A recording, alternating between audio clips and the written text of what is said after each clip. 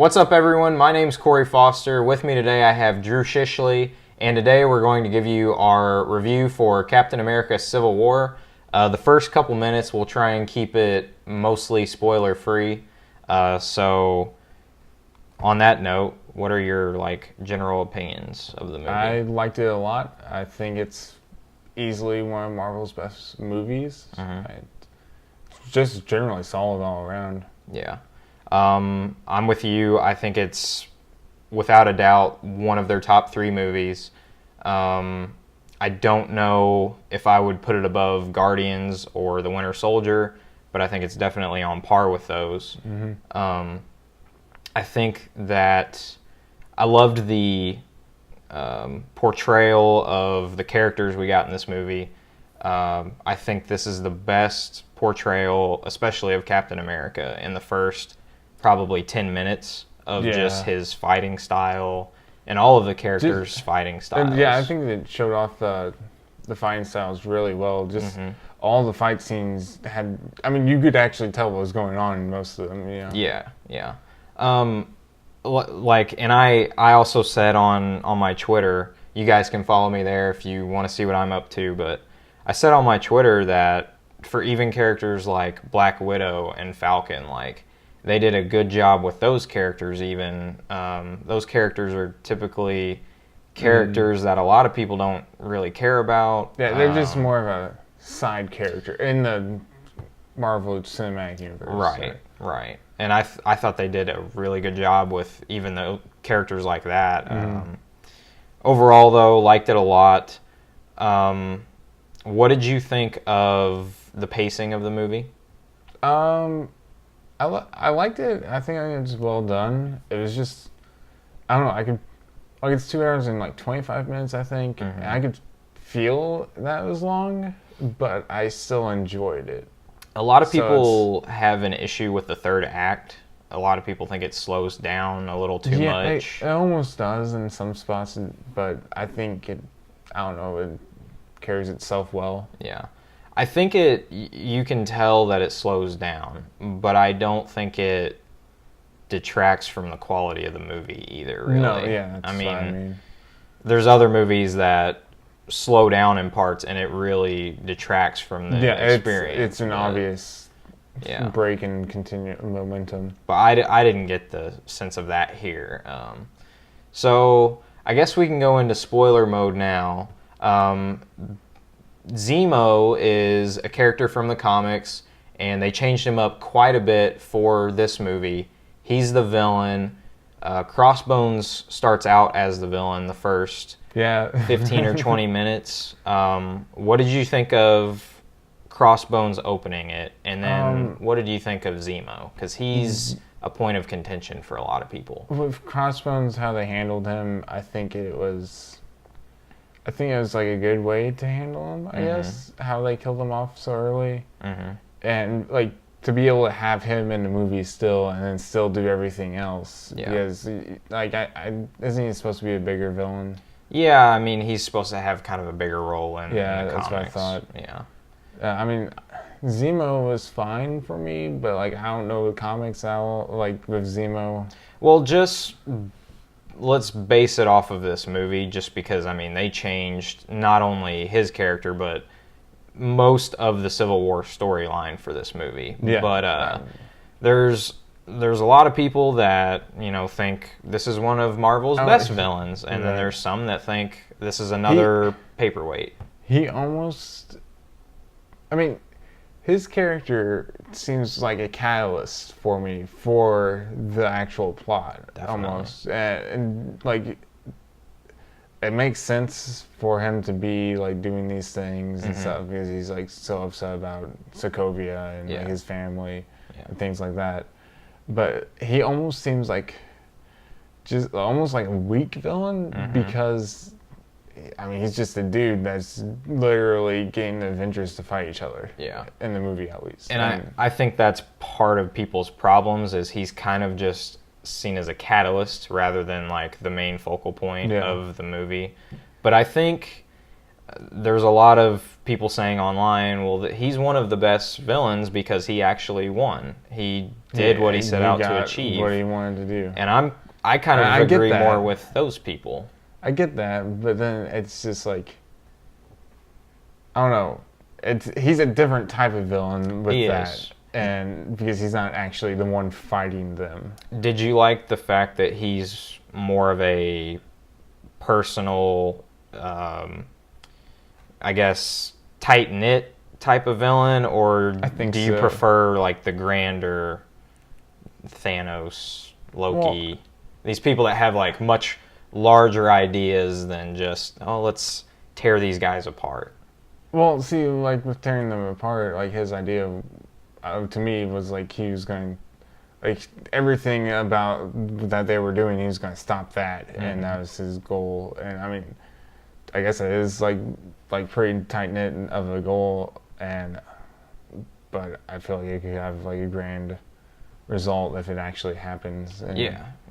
I mean, the ending of this movie kind of leaves a lot to wonder, like what's going to happen to the Avengers from here on out. Yeah, and I kind of got that feel from Age of Ultron too. Yeah, but I think it does better in Civil War than Age of Ultron does, though. Yeah, and I also want to reiterate too that these movies always scare me, these big team up movies, but the directors are the Russo bros, and they have consistently said throughout the whole process that this will remain a Captain America movie. And I think they achieved that. I think so too. I mean, and it really focuses on more so his struggle with it. Yeah. I mean, Tony's in there a lot, but you have to have Tony in there too. Yeah, you do. We also got our first look at Spider-Man in this movie. The new Spider-Man, played by Tom Holland. What did you think about him, his performance, his character? I liked it a lot. It was a nice way to introduce him, I think, to the universe, and to have that as the introduction instead of an origin story. Like, oh, we gotta watch all that again. I don't know if you caught it, but they kind of played around with the idea that audience don't want an origin story again. Yeah, because he's about to explain his origin story to Tony, and Tony's just kind of messing around. And he doesn't care. I like how he got Tony gave him the suit and stuff so early and so quick and everything like that. Yeah. I don't know. I love his portrayal. I hate to say it because I loved Andrew Garfield so much, and I love Toby too, but I think this might be our best portrayal of the character we've ever got. I really do, and I think Homecoming is in good hands.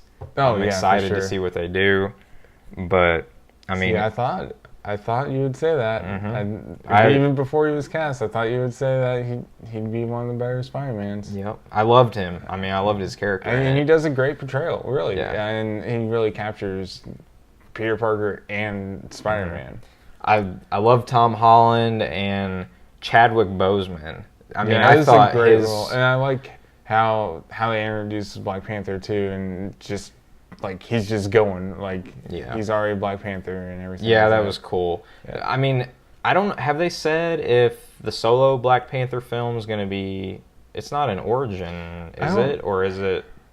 I'm not sure. I don't think so though. Yeah, I don't know, because they could go back in the past and make it an origin film, or they could go in the future.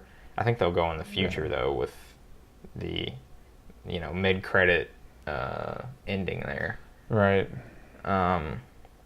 Yeah, I liked it a lot though. What did you think of that airport scene? The airport scene's really cool. Yeah, it was such a cool fight scene, and really all I wanted from it. And it just displayed everything so well, and Ant-Man going big and everything. I mean, it's got to be one of the best, on-screen battles in a superhero movie we've ever seen. It's got to be up there. And watching it was like, see, this is what Batman vs Superman could have been. Yeah, to a degree, and see, and that's that to me is the funniest part, because you have Batman vs Superman with 3 characters, right? 4 if you want to count Doomsday, and then you have Civil War with almost 3 times that many characters, and Civil War does the versus concept so much better. And you can argue it's like, oh, well, that's not the tone of DC and stuff like that. It's like, well, you could they still better switch their tone. But you don't even need to like switch their tone. You can just like make it better. Like fight. Actually, like a Batman versus Superman fight that would have mattered, or just something like that. Mm-hmm. Another thing I loved about this movie was how funny it was. Yeah, it was hilarious. I mean, I'd put it up there with Ant-Man and Guardians for some of the funniest dialogue we've seen out of a Marvel movie. And just the timing of the lines is great too. Yeah. I actually saw online where Paul Rudd, he didn't improvise the lines, but he did help the Russo bros write some of his lines. Oh, really? Yeah. Like on set. Awesome. Yeah. So, you got anything else you want to add? I don't know. What did you not? Was there anything you didn't like about it? Because we've been singing a lot of praise. I don't know. Maybe like with like Vision and Scarlet Witch for a little bit. Mm-hmm. You didn't like? I didn't not like it. It was just kind of like some of the parts were kind of just like I get like he was there to like keep her there and stuff like that, and well, I don't know, just like how Hawkeye was just ran in. Hawkeye's introduction I thought was a little weak, but the whole deal with Vision and Scarlet Witch I think was good because it's showing I think where they're gonna take it, and in the comics I'm pretty sure they become one of the biggest couples like in the comics. See, that's like I get that too, and then like later on in the movie at the airport and stuff like that, and how he's distracted. What did it upset you that no character, that no one died? No one died at the end. Did that upset you at all? Not really. As long as it's gonna happen soon enough. Yeah. You know. I kind of. And don't kill me in the comments, but I kind of almost wish they would have killed Bucky. Really? Yeah. I mean, I thought he did really well in this movie. No, I liked his character a lot more in this movie than the Winter Soldier. In the Winter Soldier, I mean, it just makes sense though. Too. Right, but I mean, I didn't want Cap to die just because I didn't want Bucky to take over as Captain America. I was afraid they would take it there, and I didn't really want to see that. Mm-hmm. But I was kind of hoping that they would kill off Bucky. We knew Iron Man wouldn't die because Robert Downey is signed on for Spider-Man Homecoming. And when I was watching the part where Cap's shield is getting like hit into his chest and stuff like that, like if I didn't know that he was already signed on for more movies as Iron Man and Tony Stark, then like I'd be kind of worried there. And I mean, that's a big deal, you know. Yeah, it's a critical spot for him. Yeah. What did you think of, I guess, Winter Soldier's big reveal? And what did you think of? A lot of people also have a big problem with the pacing of Tony's emotions in that third act, where they're watching that security footage, and he goes from, kind of okay to off the rails very quickly. I mean, I feel like it's kind of Tony's personality, though. I think it's warranted. There's a lot of people that think it happens too fast or it's kind of uncalled for. Then with the with Zemo like already going through and like shooting all the test subjects in the head and stuff, like I don't really get. Like, why would you do that? Why wouldn't you just let those guys out? Like, he could go back in that room and, like, sabotage them. I think it's because I believe I watched an interview and they answered this. I could be wrong, but I thought I heard from somewhere that they wanted to do it like that because it shows it shows more confidence in his own plan. Of like splitting the Avengers up emotionally. This is enough and stuff like that. Like, it had to do with confidence in his plan and it also had to do with the simple fact of, do they want to add 5 super soldiers for them to fight? And, yeah, but I can see that being kind of weird in the pacing there. Yeah, but I see where you're coming from because I've heard that a lot. Just story-wise, it was just kind of like... It was weird. Oh, they're already dead. Why? Okay, so... yeah, I wasn't expecting that was the whole point for them to go there. Mm-hmm. Which I guess Zemo wanted it anyways. Yeah. But. On that note, we should talk about, I guess, the end of the movie right after that. You get good character development out of Black Panther. Mm-hmm. He goes from this very vengeance-filled character early on in the movie to, at the end, he comes to an understanding with Bucky and somewhat Zemo as well. Just Zemo is not directly kill him. Yeah. Zemo is still alive. Do you think they'll bring him back for another? They could. Because he's a classic supervillain, but he's totally different they now. Don't make him seem like a classic supervillain in the movie. That's my thing. Is like they could bring him back, and then, I mean, obviously he could play more parts. Yeah.